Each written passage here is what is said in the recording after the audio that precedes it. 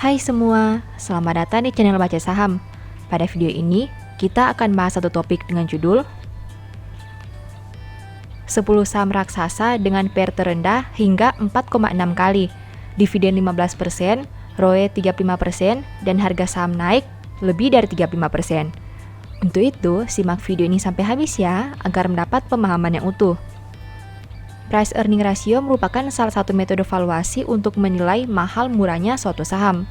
Semakin rendah angkanya, biasanya saham tersebut akan dikatakan semakin murah. Sayangnya, perusahaan besar di Indonesia cenderung punya PER yang cukup tinggi. Tapi kamu tidak usah khawatir. Di video ini, Mimin sudah bantu rekapkan 10 saham perusahaan besar yang punya PER rendah. Semua saham yang dibahas berada pada indeks LQ45 dan memiliki PER di bawah 8,5 kali. Tidak hanya itu, perusahaan-perusahaan ini juga punya kinerja yang cukup memuaskan. Dari sisi harga saham, bahkan ada saham yang harganya sudah naik 48% di tahun 2022. Oh ya, tapi seperti biasa, semua saham yang disebutkan bukan rekomendasi ya. Dan ingat, kamu bisa saja rugi jika beli saham ini. Sekarang mari kita langsung masuk saja ke videonya. Saham pertama JPFA. Saham ini mampu menghasilkan net income sebanyak 2,02 triliun. Dengan harga saham 1.450, perusahaan menawarkan dividen sebanyak 4,14%. Valuasi PER saham JPFH hanya 8,41 kali dengan PBV 1,39 kali. Dari sisi rasio keuangan, perusahaan mempunyai NPM 4,51%, ROE 16,53%, dengan DER 126,60%. Selama tahun 2022, harga saham perusahaan masih mengalami penurunan sebanyak 15,70%. Saham kedua, ERA. Saham ini mampu menghasilkan net income sebanyak 1,01 triliun. Dengan harga saham Rp520, perusahaan menawarkan dividen sebanyak 0,53%. Valuasi PER saham ERA hanya 8,19 kali dengan PBV 1,35 kali. Dari sisi rasio keuangan, perusahaan mempunyai NPM 2,33% dengan ROE 16,59% dan DER 79,98%. Selama tahun 2022, harga saham perusahaan masih mengalami penurunan sebanyak 13,33%. Saham ketiga, ADRO. Saham ini mampu menghasilkan net income sebanyak $933 juta. Dengan harga saham 3.350, perusahaan menawarkan dividen sebanyak 4,78%. Valuasi PER saham ADRO hanya 8,06 kali dengan PBV 1,82 kali.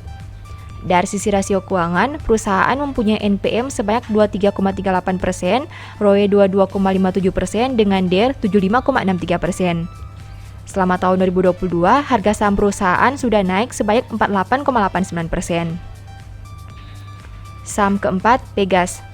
Saham ini mampu menghasilkan net income sebanyak $303 juta. Dengan harga saham 1.435, perusahaan menawarkan dividen sebanyak 0%. Valuasi PER saham Pegas hanya 8,03 kali dengan PBV 0,97 kali. Dari sisi rasio keuangan, perusahaan mempunyai NPM sebanyak 10,01%, ROE 12,03% dengan DER 167,34%. Selama tahun 2022, harga saham perusahaan ini sudah naik sebanyak 4,36%. Saham kelima, INDF. Saham ini mampu menghasilkan net income sebanyak 7,64 triliun. Dengan harga saham 6.325, perusahaan menawarkan dividen sebanyak 4,40%. Valuasi PER saham INDF hanya 7,27 kali dengan PBV 1,15 kali. Dari sisi rasio keuangan, perusahaan mempunyai NPM 7,69%, ROE 15,83% dengan DER 192,12%. Selama tahun 2022, harga saham perusahaan tidak bergerak kemana-mana. Saham keenam, MNCN. Saham ini mampu menghasilkan net income sebanyak 2,38 triliun. Dengan harga saham 1.010, perusahaan menawarkan dividen sebanyak 0,79%. Valuasi PER saham MNCN hanya 6,39 kali dengan PBV 0,90 kali. Dari sisi rasio keuangan, perusahaan mempunyai NPM sebanyak 24,71%, ROE 14,02% dengan DER 22,70%. Selama tahun 2022, harga saham perusahaan ini sudah naik sebanyak 12,22%. Saham ketujuh, Tekim. Saham ini mampu menghasilkan net income sebanyak 249 juta dolar. Dengan harga saham 6.600, perusahaan menawarkan dividen sebanyak 0,38%. Valuasi per saham Techim hanya 5,79 kali dengan PBV 0,82 kali. Dari sisi rasio keuangan, perusahaan mempunyai NPM 24,31%, ROE 14,18%, dengan DER 80,07%. Selama tahun 2022, harga saham perusahaan masih mengalami penurunan sebanyak 12,29%. Ke-8 PTBA. Saham ini mampu menghasilkan net income sebanyak 7,91 triliun. Dengan harga saham 3.800, perusahaan menawarkan dividen sebanyak 1,97%. Valuasi per saham PTBA hanya 5,54 kali dengan PBV 1,82 kali. Dari sisi rasio keuangan, perusahaan mempunyai NPM sebanyak 27,03%, ROE 32,87%, dengan DER 49,34%. Selama tahun 2022, harga saham perusahaan ini sudah naik sebanyak 40,22%. Saham ke-9 INKP. Saham ini mampu menghasilkan net income sebanyak 527 juta dolar. Dengan harga saham 7.500, perusahaan menawarkan dividen sebanyak 0,67%. Valuasi per saham INKP hanya 5,46 kali dengan PBV 0,60 kali. Dari sisi rasio keuangan, perusahaan mempunyai NPM sebanyak 14,99%, ROE 11,08%, dengan DER 88,68%. Selama tahun 2022, harga saham perusahaan masih mengalami penurunan sebanyak 4,15%.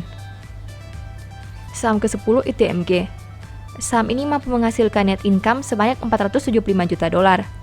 Dengan harga saham 28.275, perusahaan menawarkan dividen sebanyak 15,06%. Valuasi per saham ITMG hanya 4,67 kali dengan PBV 1,84 kali. Dari sisi rasio keuangan, perusahaan mempunyai NPM 22,90%, ROE 39,33%, dengan DER 38,43%. Selama tahun 2022, harga saham perusahaan ini sudah naik sebanyak 38,60%. Setelah melihat pembahasan tadi, berikut ini beberapa kesimpulan yang bisa Mimin berikan. Pertama, ADRO menjadi saham yang mampu menghasilkan net income terbesar dari 10 saham yang dibahas tadi. Kedua, ITMG menjadi saham yang memberikan dividen yield terbesar dengan angka 15,06%. Tiga, dari aspek valuasi, ITMG punya PER terendah dengan angka 4 kali, tapi INKP punya PBV terendah dengan angka 0,6 kali. 4. Apabila melihat rasio keuangan 10 saham tadi, NPM terbesar dimiliki saham PTBA, ROE tertinggi berada di saham ITMG, dan DER terkecil di saham MNCN. Kelima, untuk kinerja harga saham, MNCN mencetak kenaikan harga tertinggi, tapi JPFA mencatat penurunan harga terbesar. Demikian informasi pada video ini, semoga bisa memberi manfaat kepada kamu semua ya.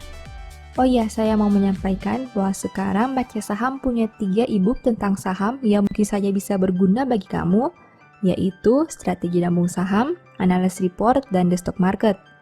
Berikut perbedaan antara 3 e-book tersebut.